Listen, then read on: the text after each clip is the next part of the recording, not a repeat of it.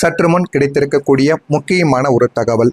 அதிமுகவில் ஏற்பட்டுள்ள இந்த அசுர நிலநடுக்கம் தமிழக அரசியல் களத்தில் மிக முக்கியமான திருப்பு முனையாக மாறியுள்ளது என்றுதான் கூற வேண்டும். அதிமுக உடைந்தது எப்படி? தாவேக்காவுக்கு ஆதரவு கொடுத்த பின்னணி என்ன?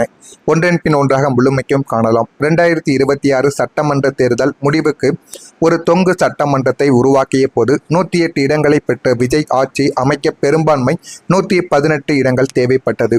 அந்த சமயம் திராவிட ஆட்சிகளுக்கு கட்சிகளுக்கு மாற்றாக வந்த விஜய்க்கு ஆதரவு தரக்கூடாது என்பதில் அதிமுக பொதுச் செயலாளர் எடப்பாடி பழனிசாமி உறுதியாகவும் இருந்தார். ஆனால் அதிமுகவின் மூத்த தலைவர்களான CV சண்முகம் மற்றும் SP வேலுமணி ஆகியோர் தலைமையிலான ஒரு பெரிய அதிருப்தி கோஷ்டி எடப்பாடியின் முடிவுக்கு எதிராக திரும்பியது. அதிமுகவின் 47 எம்எல்ஏக்களில் சுமார் 30க்கும் மேற்பட்ட எம்எல்ஏக்கள் தன் பக்கம் இழுத்த CV சண்முகம் விஜயின் தாவேக்கா அரசுக்கு தார்மீக ஆதரவை அறிவித்தார். கடந்த மே 13 அன்று நடந்த தாவேக்கா அரசின் நம்பிக்கை தீர்மானத்தில் CV சண்முகம் முகாம் ஆதரவாக வாக்களித்ததால் விஜய் அரசு 144 வாக்குகளுடன் எளிதாக வெற்றி பெற்றது. எடப்பாடி பழனிசாமி தரப்பில் இருந்த 22 எம்எல்ஏக்கள் மட்டுமே தீர்மானத்திற்கு எதிராக வாக்களித்தனர். EPSன் அதிரடியான நீக்கம் மற்றும் CV சண்முகத்தின் பதிலடி என்ன தெரியுமா? நம்பிக்கை தீர்மானத்தில் கட்சி தாவல் தடை சட்டத்தை மீறி கட்சியின் கொறடா உத்தரவை மதிக்காமல் விஜய்க்கு ஆதரவளித்த CV சண்முகம் மற்றும் அவரது ஆதரவாளர்களை கட்சியை விட்டு நீக்குவதாக எடப்பாடி பழனிசாமி அதிகாரப்பூர்வமாக அது அறிவித்தார். CV சண்முகத்தின் வாதங்கள் இதற்கு என்ன தெரியுமா? நாங்கள் கட்சியை விட்டு போகவில்லை. உண்மையான அதிமுக நாங்கள்தான். பெரும்பான்மையான எம்எல்ஏக்கள் எங்கள் பக்கம்தான் இருக்கிறார்கள். எங்களை நீக்க எடப்பாடி பழனிசாமிக்கு எந்த சட்டப்பூர்வ உரிமையும் கிடையாது. சட்டமன்ற அதிமுக குழு தலைவர் யார் என்பதை தீர்மானிக்கும் அதிகாரம் சபாநாயகருக்கே உள்ளது என்றும் அவர் பேசும் பொழுது CV சண்முகம் எடப்பாடியை எதிர்த்தும் பேசியிருக்கிறார். மேலும் எடப்பாடி பழனிசாமி ரகசியமாக திமுகவின் ஆதரவை பெற்று முதலமைச்சராக முயன்றார்.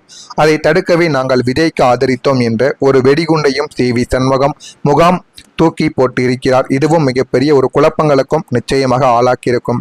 முன்னாள் சபாநாயகர் தனபால் விலகல் அதிமுகவுக்கு விழுந்த அடுத்த அடி. அதிமுகவின் மிக மூத்த தலைவர்களில் ஒருவரும் முன்னாள் சபாநாயகருமான தனபால் அதிமுகவிலிருந்து விலகுவதாக நேற்று மே 21 அதிரடியாக அறிவித்தார். இது EPS தரப்புக்கு விழுந்த மரண அடியாக பார்க்கப்படுகிறது. முக்கியமாக சொல்ல வேண்டும் என்றால் விழுக்களுக்கான காரணங்கள் இருக்கிறது. நேற்று நடந்த விஜய் அமைச்சரவையின் 2வது கட்ட விரிவாக்கத்தில் தனபாலின் மகனும் ராசிபுரம் தொகுதி தாவேக்கா எம்எல்ஏவுமான லோகேஷ் தமிழ்ச்செல்வன் அமைச்சராக பதவியேற்றார்.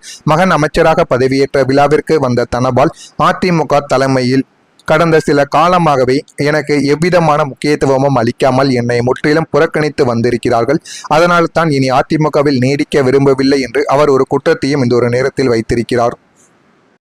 நாம் காத்திருந்து காணலாம். இப்படியே போனால் அதிமுக நீடிக்குமா, இல்லை என்றால் அதிமுக 2ஆக பிரிந்து விடுமா என்பதை காத்திருந்துதான் காண முடியும். உங்களுடைய கருத்து என்ன? நீங்கள் என்ன நினைக்கிறீர்கள் என்பதை ஒன்றன் பின் ஒன்றாக கூறுங்கள். மறக்காமல் நம்முடைய அரசியல் சேனலுக்கு ஒரே ஒரு சப்ஸ்கிரைப் மட்டும் செய்து வைத்துக் கொள்ளுங்கள். நன்றி, வணக்கம்.